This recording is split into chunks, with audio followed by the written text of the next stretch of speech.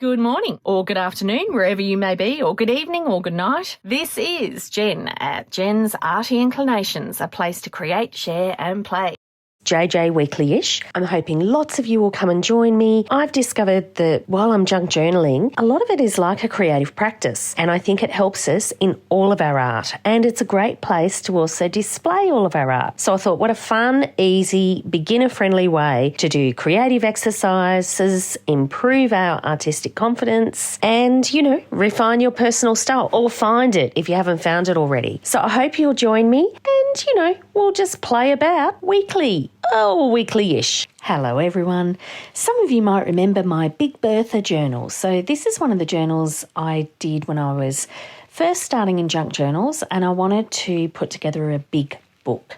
And I always promised that I'd show you how I did that little cover, the little flower. So that's what I'm doing today. Playing with different mediums is fabulous creative practice. So all these, paddle pop stick, even your bone folder, thin paddle pop sticks. You can also get these plastic little instruments, and there are all sorts of things that you can use to actually spread your moulding paste. I've got some stencils because that's the tool of choice that I'm going to use rather than freehand with moulding paste, and this makes it really simple for anyone to do. And I should add, I can't take credit for this method with the stencils and the moulding paste. It was Pam at the Paper Outpost who taught me this the first time. And I've taken her idea and I've explored and played with some other ways that we can create a moulding paste effect as well.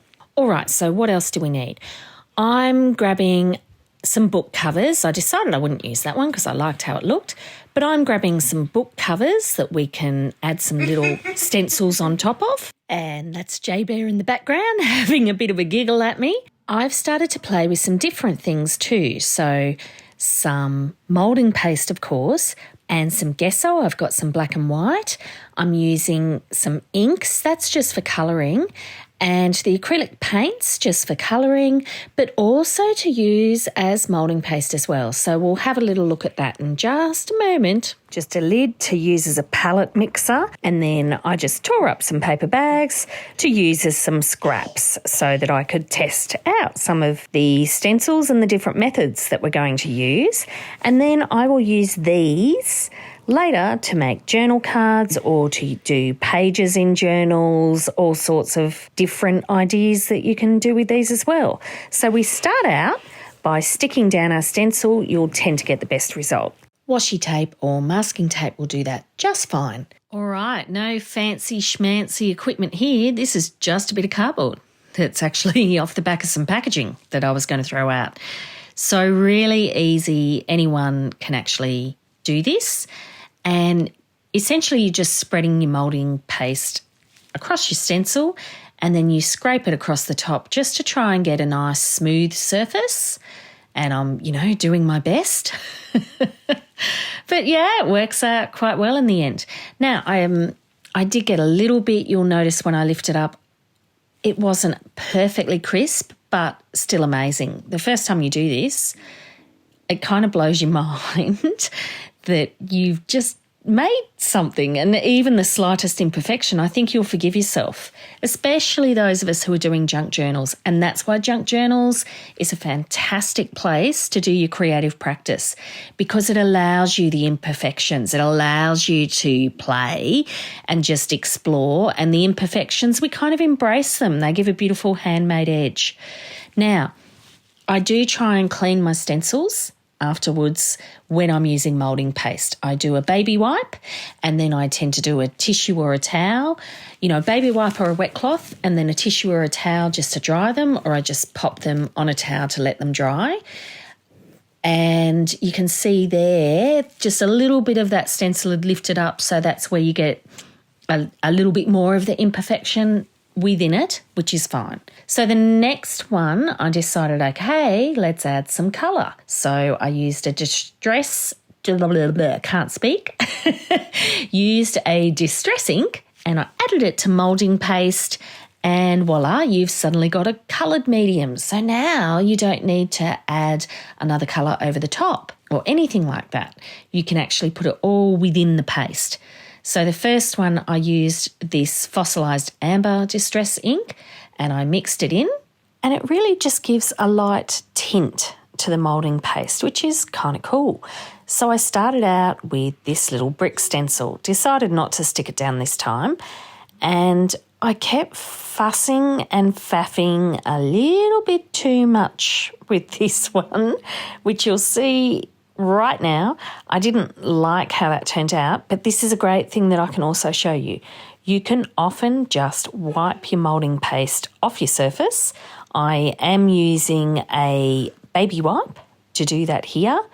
However, I've done it with just a dry tissue in the past, and that cleans your tools as well very, very easily. So I had another go. And this time I learnt my lesson and I thought, okay, this stencil definitely needs to be stuck down. So that's what I'm doing here, just a little bit of masking tape to stick the stencil down. Now, this is one of my favourite kind of palette knives. These long plastic ones that have quite a bit of flex in them and just a little bit of shape. I find them terrific, actually, quite cool. So I decided I'd go on to this one. So again, my moulding paste, and this time I'm just doing it with a little bit of acrylic paint. Now, being lazy here, I didn't wipe off my brush before I put it back into the moulding paste, so then I had to clean it all up. But yeah, I added some more moulding paste and I thought I'd go for a bit of a red brick instead of that blonde creamy brick that I was doing with the ink. So again, just spreading it across. And as I said, this is probably my favourite tool to paint with. It's my favourite tool to spread mediums like this through stencils. Lots of fun. I quite liked that I had a little bit of white on the end there, so that just gave a little bit of contrast in the colour. So yeah, again, this is just playing about. Have a look at how your different stencils turn out. Have a look at how some different tints turn out. I was surprised that this didn't actually reduce the medium, like it didn't reduce the thickness of the moulding paste. So that was quite nice. I probably added a little bit too much water with my ink the first time I did it, and so I added a little bit less the next time. You know, it's all just play and practice, and again, just cleaning up my stencils after. So I loved how the brick turned out. That was so cool, and that's going to be able to be used in so many different things. All right, here's a little bit of magic. What about just straight acrylic paint through your stencils? And if you're applying it in the same way, so rather than with a brush that will just give you the painted surface, actually putting it across like moulding paste, so spreading it in through and getting that nice smooth surface on top to just scrape it all sort of off a little bit. Have a look at how this turns out when I lift it up. I'm going to let you go right through so that you can see this in real time, not sped up or slowed down, because I think this is quite fascinating. It actually gives you a raised surface because I've used, you know, a basic acrylic paint, and so that's given it a little bit of body. Obviously, if you go with one of those heavy body medium acrylic paints, you'll probably get an even better effect. Here I'm just cleaning it off and I'm using the end of what's on the stencil there just to, you know, get a bit of an impression on the bottom of that page, because I can cut out the top and make that a decoration on a page, and I can use the bottom for something different. But yeah, amazing how that one turned out. So I'm definitely going to play with some of the acrylic paint colours that I have. Really fun in the gold with the Mandela. But yeah, lots and lots and lots of fun. All right, so colouring some, was this moulding paste or was this? Yes, this was moulding paste. So colouring that up again, which is fun. And this time just using a bit of a spray oxide instead of the ink pad, because, you know, you might have those. I decided when I did this I wasn't going to fully mix it through. See how it's got a little bit of contrast, so you can see the white and the blue kind of marbled through a little bit.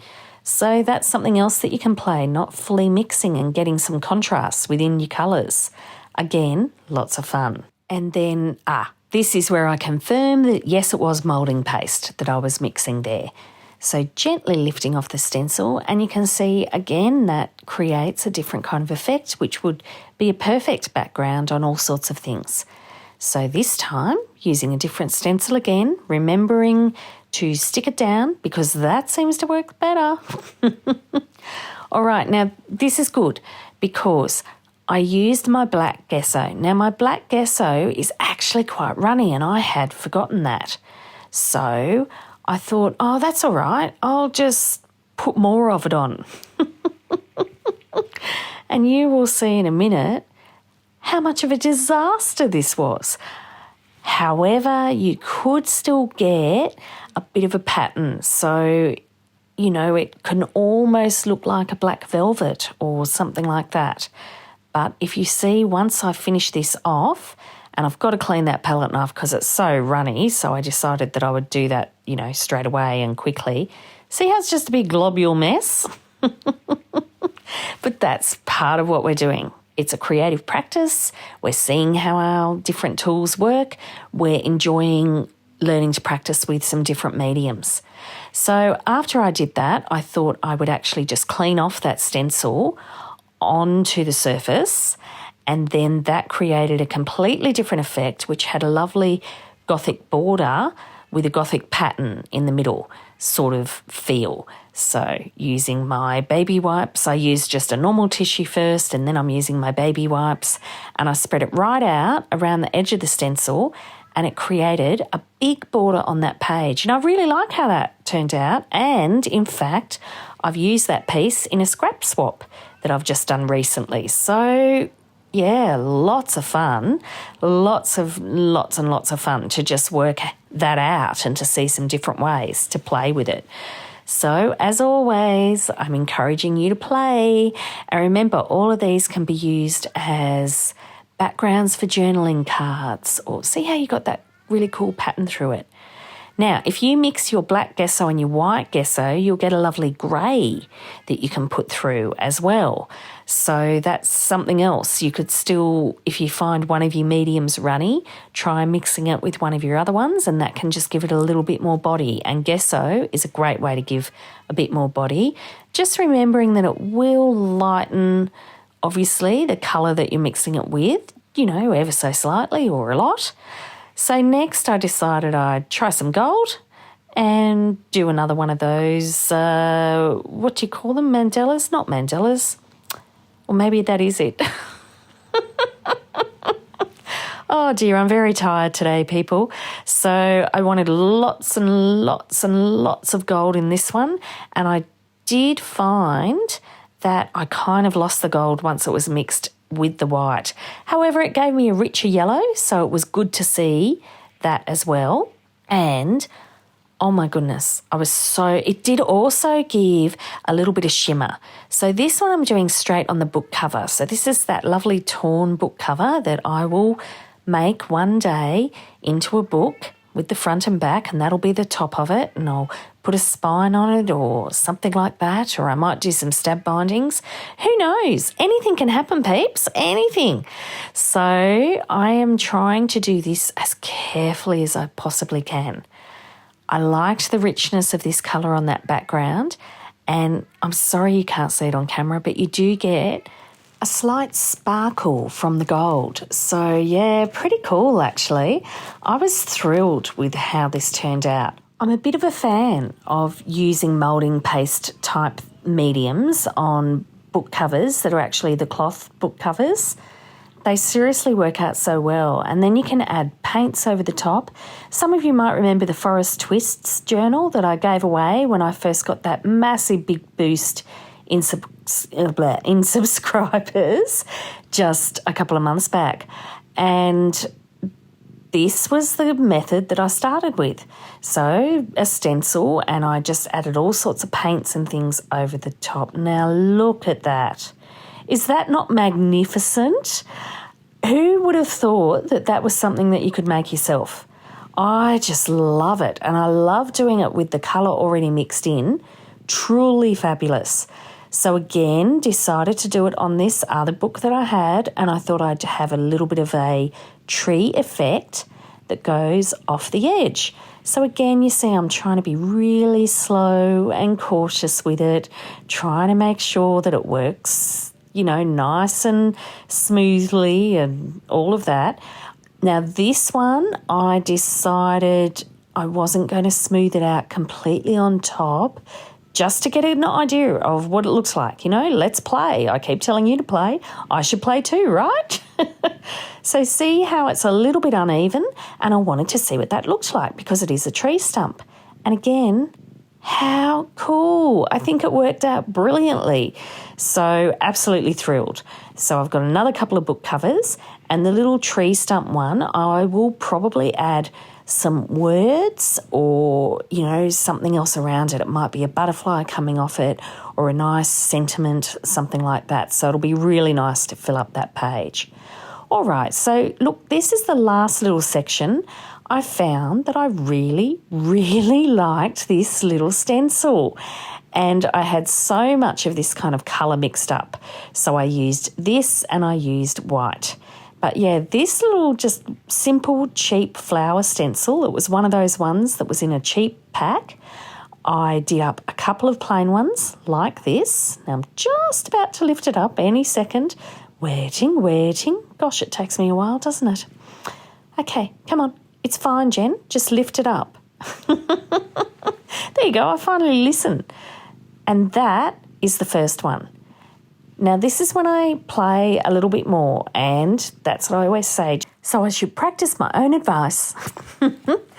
So the other thing is, junk journaling is a great opportunity to do more than one of something in any session, because you can use scraps to make so many different things. They can make pockets, they can make journal cards, they can make bookmarks, they can make backgrounds, all kinds of stuff. So here, do you remember we did the watercolour pages in our very first JJ Weekly-ish? So here I've added some more texture over one of those backgrounds that I did. So this is going to be cute as pages in a journal or to cover something else. Again, lots of possibilities. I'm just, popping that stencil around, not getting too precious, just putting little bits of it here and there. And remember that this has a little bit of texture to it, so it adds a little bit of texture to that picture. Wow, turns out great. So I'm going to do this again. And yeah, if you've still got some of your watercolour backgrounds left over, why don't you have a play and just see what they look like when you add a little bit more to them. This was one of the simple flick ones I did. Remember when I just flicked the paint off the brush and that was all I was doing? So yeah, here, putting some more across. Now I'm using the yellow and I'm also using the white. Isn't that fabulous, the effect of that? I think it looks great. So, this is just with one kind of stencil. So all we've done here is we've flicked some watercolour on a background, and then we've grabbed a bit of moulding paste and a bit of paint, and you could use your watercolour paints to colour that because, if you had them out in the same session, and then we put some moulding paste over the top. This one that looks like fish scales, now I'm adding some flowers on it so it can be something completely different again, and we're totally changing it. Maybe it's a whole little border, maybe it's something I can put on an art journal page as well. Moulding paste in your art journal pages, loads of fun, and you might make one of your actual junk journal pages into an art journal page. Maybe it's an art journal page on one side with some journaling space to write in on the other side. Again, so many possibilities. There's always loads and loads and loads of things that we can do. And I believe this is the last little one that I'm just popping something through. This one I think is really sweet. And the difference between the top of the clean circle stencil and then the bottom of almost a garden throwing? Ah, dear, my words today. Growing through perhaps a sunlit background. Just, cool. So easy to get all different things within these. Now, these aren't quite dry, but I'm showing you all of them here. So they were the book pages. There's my little brick wall, and before that you had my Gothic style one, which was kind of steampunk. There's the first white flower we did, the other little flowers that we had. There's the fish scales with the garden.